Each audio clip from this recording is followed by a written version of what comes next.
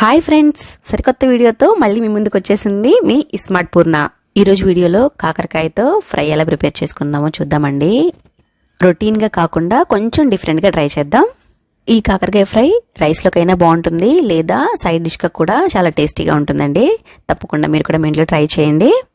First time నా channel ఎవరైనా చూసినట్లయితే తప్పకుండా నా ఛానల్ సబ్స్క్రైబ్ చేసుకోండి ఫ్రెండ్స్. అలాగే కింద కమెంట్ సెక్షన్లో కమెంట్ కూడా చేసి నన్ను సపోర్ట్ చేయండి. ఇంకా ఇప్పుడు ప్రాసెస్ చూసేద్దామండి.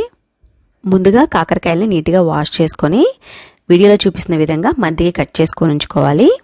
లేదంటే కాకరకాయని మధ్యకి ఘాటు పెట్టుకొని అలాగే కాకరకాయని అలాగే కూడా ఉడికించుకోవచ్చు. తర్వాత ఒక గిన్నెలో కొన్ని వాటర్ తీసుకుని దాంట్లో 1/2 టేబుల్ స్పూన్ పసుపు, 1 టేబుల్ స్పూన్ ఉప్పు, 1 టేబుల్ స్పూన్ పెరుగు వేసుకోవాలి. తర్వాత ఇందులో మనం కట్ చేసి పెట్టుకున్న కాకరకాయ ముక్కల్ని వేసుకోవాలి. ఒకసారి అటు ఇటు కూడా తిప్పుకోవాలండి. ఇలా ఉడికించడం వల్ల ముక్కకి ఉప్పు బాగా పడుతుంది.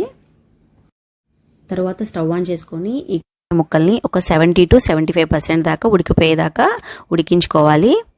కాకరకాయలు ఉడికేలోపు ఒక మిక్సీ జార్లో ఒక 50 గ్రాముల దాకా పుట్నాల పప్పు లేదా తినేశనగపప్పు వేసుకొని మన కారానికి సరిపడినంత పచ్చిమిర్చిని యాడ్ చేసుకోవాలి. కారం వేయం కాబట్టి పచ్చిమిర్చిని యూజ్ చేస్తాము. తర్వాత కొంచెం కరివేపాకు, 4 వెల్లుల్లి రెబ్బలు వేసుకోవాలి. కొంచెం జీలకర్ర కూడా యాడ్ చేసుకొని ఈ మొత్తాన్ని కూడా మిక్సీ పట్టుకొని పక్కన ఉంచుకోవాలి. కాకరకాయ ముక్కలు ఉడికించుకోవడానికి ఆ ముక్కలు మొత్తం కూడా మునిగిపోయేదాకా వాటర్ తీసుకోవాలండి. ఇలా ఉడికిపోయిన కాకరకాయల్ని ఒక ప్లేట్లోకి తీసుకొని పూర్తిగా చల్లారిపోనివ్వాలి. ఇలా కాకరకాయల్ని ఉడికించడం వల్ల దీంట్లో ఉన్న చేదు తగ్గుతుంది. తరువాత వీడియోలో చూపిస్తున్న విధంగా కాకరకాయలో మిగిలిపోయినటువంటి వాటర్ మొత్తాన్ని కూడా ఇలా పిండేసేయాలండి. గట్టిగా కాకుండా మనం ఇలా అంటే చాలు వాటర్ వచ్చేస్తే దాంట్లో నుంచి. ఎక్కువగా ఉడికించకూడదండి, ఒక 70 to 75% ఉడికితే సరిపోతుంది. తర్వాత ఇలా కాకరకాయల్ని మధ్యకి కట్ చేసేసుకోవాలి. కొంచెం పెద్ద కాకరకాయలు అయినట్లయితే 4 భాగాలు చేసుకోండి.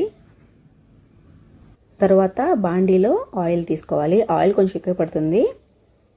ఆయిల్ హీట్ అయిన తర్వాత ఈ కాకరకాయ ముక్కల్ని అందులో వేసుకొని వేయించాలి. స్టవ్ని మీడియం ఫ్లేమ్లో పెట్టుకొని 2 వైపులా కూడా మంచిగా వేగిపోయేదాకా వేయించుకోవాలి.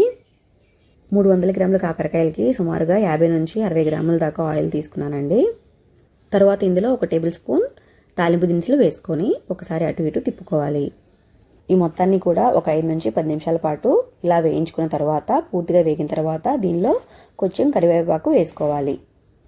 వేపుళ్ళు ఎప్పుడు చేసినా కానీ స్టవ్ని మీడియం ఫ్లేమ్లో పెట్టుకొని చేసుకోండి ఫ్రెండ్స్. టేస్ట్ చాలా బాగుంటుంది. అట్లాగే ముక్క కూడా కరెక్ట్గా వేగుతుంది. ఇలా కాకరకాయలు వేగిపోయిన తర్వాత దీనిలో ముందుగానే మిక్సీ పట్టి ఉంచుకున్న పౌడర్ని వేసుకున్నాను. మిక్సీ పట్టుకున్న ఈ పౌడర్ మిగిలినట్లయితే ఒక బాక్స్లో పెట్టుకొని ఫ్రిడ్జ్లో ఉంచుకుని ఒక 3 to 4 days లోపు మనం యూజ్ చేసుకోవచ్చండి. ఫ్రెష్గానే ఉంటుంది.